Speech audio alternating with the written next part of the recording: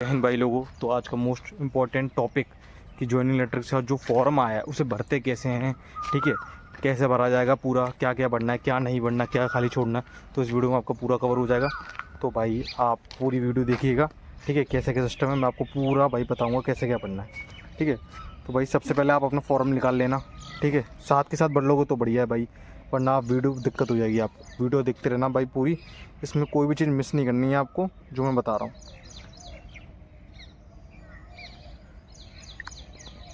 ठीक है, तो सबसे पहले भाई फॉर्म पे आ जाते हैं। हमको भाई ये पूरा पेपर पहले निकाल लो आप पूरा। ठीक है, इसका नाम है A7 information sheet Agniveer Vayu non competents to be filled in block capitals. तो यानी इसका मतलब आपको कैपिटल लेटर में बनना है भाई, कोई शॉर्ट में लेटर में नहीं बनना। जो शॉर्ट वाले होते हैं अपने कर्सिव कहते हैं और छोटे छोटे, उनसे नहीं बनना। पूरा फॉर्म आपका कैपिटल लेटर में भरा जाएगा। तो भाई सबसे पहले आपका roll number, most important topic है। पर्सनल डिटेल्स में पहला रोल नंबर भाई पूरा आपको भरना है। ठीक है, जो आपका रजिस्ट्रेशन नंबर है वही आपका रोल नंबर है। ठीक है, ये आपको पूरा भरना है। ठीक है, उस पर एच, अगर आप हाउसकीपिंग से तो आपका लिखा होगा HSKP 226। अगर आप हॉस्पिटल से तो आपके में लिखा होगा HSP 226। ठीक है, वही वाला है, वो पूरा आपको भरना है स्टार्टिंग से लेकर एंड तक। नेम भाई कैपिटल में पूरा भरिएगा। प्लेस ऑफ बर्थ भाई आपकी जन्म स्थान कौन सा है, आगरा, बरेली, कानपुर, गुवाहाटी, आसम, कहीं भी भाई वो अपने लिख दीजिएगा। Booth, village and district in state भाई आपको उसमें, अगर आप शहर में रहते हो तो भाई आप सीधा अपना शहर लगा के, जैसे आप रहते हो कानपुर में, सीधे कानपुर, उसके आगे यूपी। ठीक है, अगर आप भाई विलेज में रहते हो सबसे पहले तो पहले आप विलेज लिखिएगा, जैसे आपका विलेज कोई सा भी हो XYZ। ठीक है, तो पहले अपना विलेज लिखिएगा, फिर डिस्ट्रिक्ट लिखिएगा, फिर अपनी स्टेट लिखिएगा। अगर आप शहर में रहते हो तो सीधे आप अपनी डिस्ट्रिक्ट और अपना स्टेट। ठीक है, तो मैरिड और अनमैरिड पे भाई आपको उस पर अनमैरिड पर लिखना है, इसे पूरा लिखना है अनमैरिड। ठीक है, और भाई मदर टंग भाई, अगर जो साउथ के बच्चे हैं मैं उनको बता दूं, आपकी मदर टंग भाई आप इसमें इंग्लिश लिख सकते हो। साउथ के बच्चे हैं जो, ठीक है, क्योंकि साउथ में इंग्लिश बोली जाती है, आप इसमें आराम से इंग्लिश लिख सकते हो। और नॉर्थ के बच्चे भाई जो आपकी लैंग्वेज है वो लिखिएगा, वैसे मेरे हिसाब से इसमें हिंदी लिखिएगा, वो आपको सही रहेगा। ठीक है, आइडेंटिफिकेशन मार्क भाई, आइडेंटिफिकेशन मार्क का मतलब ये है जो आपको मेडिकल में आपकी 2 निशानियाँ ली गई थी, जैसे कि कोई भी चिन्ह होते हैं आपके, जैसे बर्थ मार्क हो, ये सब जैसे मेरे भी लिखे गए थे।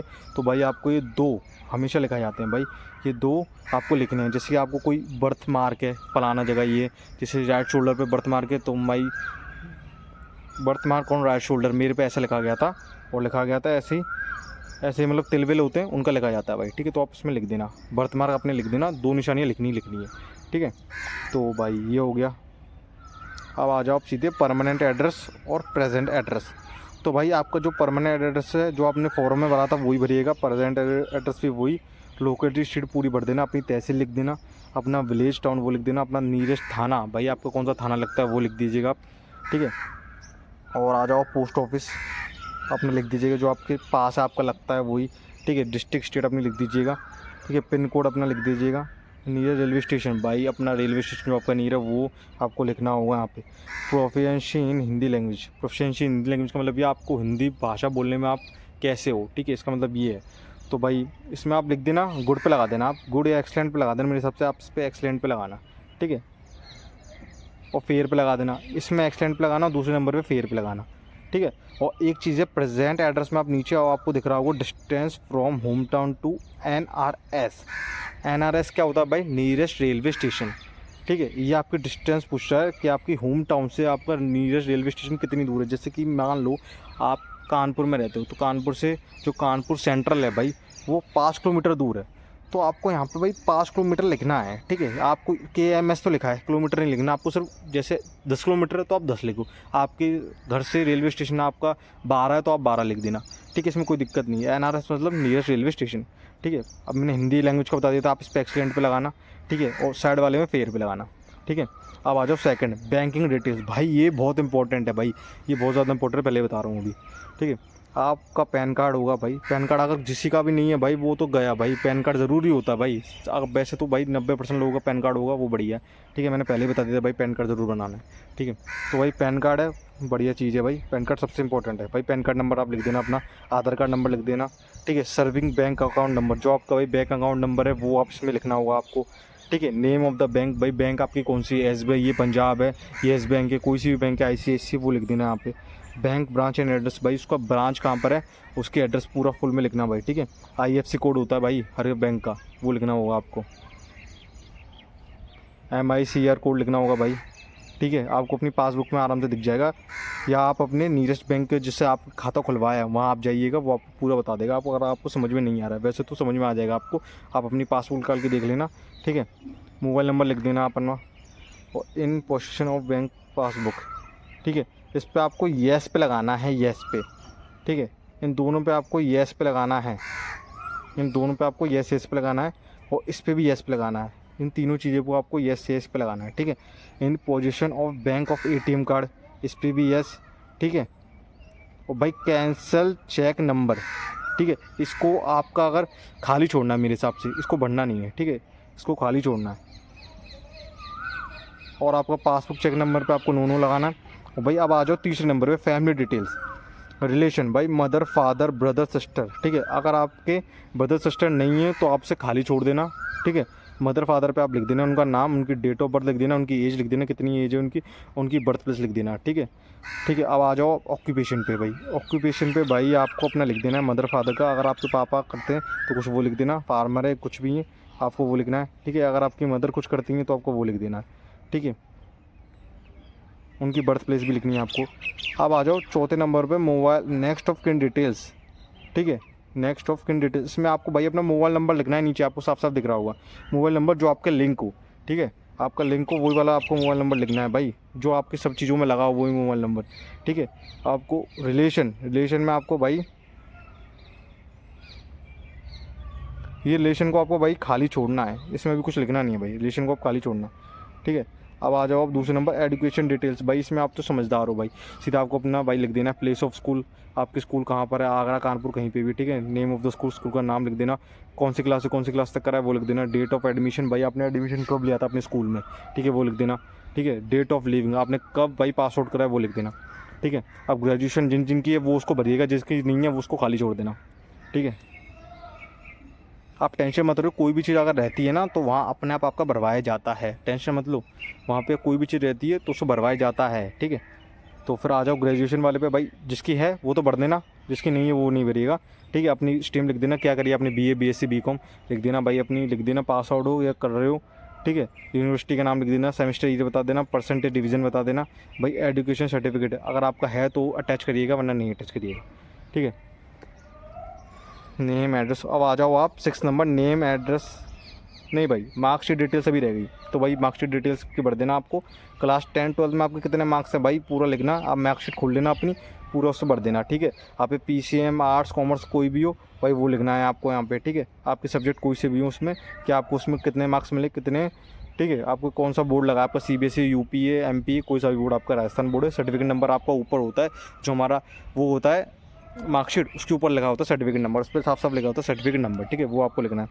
अब आ जाओ आप 6 number, name and address of 2 person and not your parents and relatives of your district and village who can watch, भाई ये बहुत तगड़ी चीज़ है भाई, ये आपको लिखनी है। और उसकी एक चीज़ मैं बता रहा हूँ आपको भाई, उन बंदों के नाम लिखने हैं, ठीक है, not your parents and relative, भाई आपका कोई रिश्तेदार नहीं हो, चाचा ताऊ नहीं हो, ना आपके मदर फादर हो, ठीक है। आप अपना दोस्त ले सकते हो या अपना पड़ोसी ले सकते हो कोई भी, ठीक है। उसको आपको लिखना है वो can your vouch your characters पे साफ साफ लगा, not your parents and relatives, आपके भाई मदर फादर नहीं होनी चाहिए, ठीक है, आपके भाई बहन नहीं होनी चाहिए, और दूसरे नंबर आपके रिलेटिव्स नहीं होनी चाहिए, कोई चाचा ताऊ भाई, ठीक है।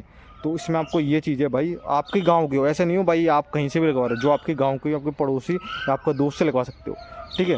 उस बंदे का नाम लिखना है, विटनेस नेम में उस बंदे का नाम लिखना है, ठीक है। परमानेंट वाले पे लिख देना, प्रेजेंट वाले पे लिख देना, उस बंदे के नाम लिखना है भाई, ठीक है। उस बंदे का जो भी दो लिखने हैं भाई, A B करके लिखा है भाई, उन 2 बंदों के नाम लिखने हैं, ठीक है। और उसके बाद उनका एड्रेस लिखना है, उनका पिन कोड लिखना है, वो आपका भाई विटनेस है, यानी आपका एयरफोर्स में सिलेक्शन हुआ है और ये सब आपकी सारी चीज़ सही है, वो आपके विटनेस सर्टिफिकेट में होता है, ठीक है। तो आपको रखनी है भाई, गलती से भी अपने मदर फादर या कोई रिलेटिव का मत बनना, दोस्त या पड़ोसी का चल जाएगा भाई, उनका नाम लिख देना, उनका एड्रेस पूरा लिख देना, और उनका वो लिख देना पिन कोड जो भी है। NCC भाई जिन ने करी है वो ही करिएगा, mention only date certificate which during written test, भाई जिनने रिटन टेस्ट के टाइम NCC सर्टिफिकेट दिखाया हो या उसमें दिखाया हो मेडिकल से पहले, तो वो ही इन्हें भरिएगा, ठीक है। बाकी इनको किसी को नहीं भरना, ठीक है। स्पोर्ट डिटेल्स, अगर आप पे भाई कोई भी स्पोर्ट्स सर्टिफिकेट है, स्पोर्ट डिसिप्लिन है, तो आपको यहाँ पे उसका भाई क्या खेले हो आप, स्टेट, नेशनल, इंटरनेशनल। स्टेट है तो भाई स्टेट पे टिक लगाना आपको, ठीक है, और अपना स्पोर्ट्स का लिख देना, ठीक है। अगर आप पे नहीं है तो खाली छोड़ देना। पोस्टल एड्रेस पे भाई आपको लिखना है postal you have residing for a 4 year more time during the preceding और 5 ईयर्स। भाई आपको अपना पोस्टल एड्रेस पूरा लिखना है भाई, ठीक है, पूरा लिखना है, कब आपको मिला था पूरा पिन कोड के साथ भाई, पूरा डेट भी लिखनी है, उसकी डेट भी है साइड में, ठीक है।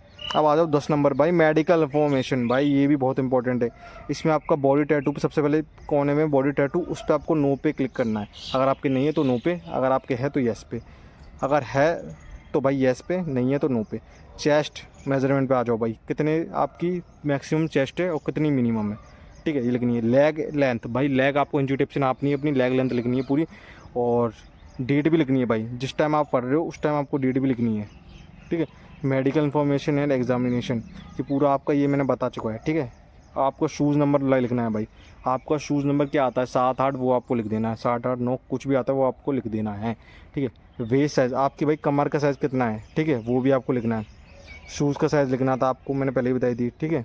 हाइट विदाउट शूज़, भाई हाइट विदाउट शूज़ में आ जाओ आपको, भाई हाइट आपकी कितनी है 170 मीटर, भाई नंगे पैर, ये नहीं आप भाई जूते पहन के नाप रहे हो, इस पर साफ साफ लगा विदाउट शूज़, भाई आपको शूज़ पहन के नहीं नापनी हाइट इसमें, ठीक है। अब आ जाओ आप रिलेटिव वर्किंग इन फॉरेन, भाई आपके भाई कोई रिश्तेदार बाहर जॉब करते हैं, ठीक है, कोई आपको चाचा ताऊ कोई भी भाई बाहर यानी इंडिया के बाहर कोई भी कर रहा हो, ठीक है, तो उसका भी इसमें लिखना है। अगर आपका कोई बाहर करता है तो भाई उसका भी लिखना है आपको, ठीक है, पूरा लिखना है आपको, उसका नेम, नेशनलिटी, रिलीजन क्या है उसका, ऑक्यूपेशन क्या करते हैं, उनका एड्रेस क्या है, परमानेंट होम एड्रेस क्या है, ठीक है। भाई ये वो ही लिखिएगा जिनके कोई बाहर करता है, जिनका नहीं करता भाई वो उसको खाली छोड़ देना, कोई दिक्कत नहीं है, ये मैंडेटरी नहीं होता भरने वाला चीज़, अगर आपका है तो भरिएगा, ठीक है। अब सर्विस रिलेशन इन्फॉर्मेशन, भाई इसमें आपको कोई काम नहीं है, ये उन बंदों के लिए होता है जिनके पापा मदर फादर, ठीक है, एयरफोर्स में होते हैं, ठीक है, उनके लिए होता है ये भाई। इसमें आपको भाई कुछ नहीं करना, सर्विस रिलेटेड इन्फॉर्मेशन। अगर आप किसी एयरफोर्स पर्सनल के बेटे हो तो आपको इस पर येस पे करना है, अगर आप नहीं हो तो नो पे।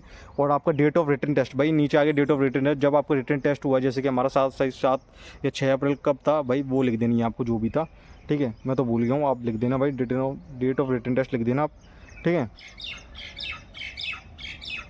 ये हो गया आपका पूरा फॉर्म भाई।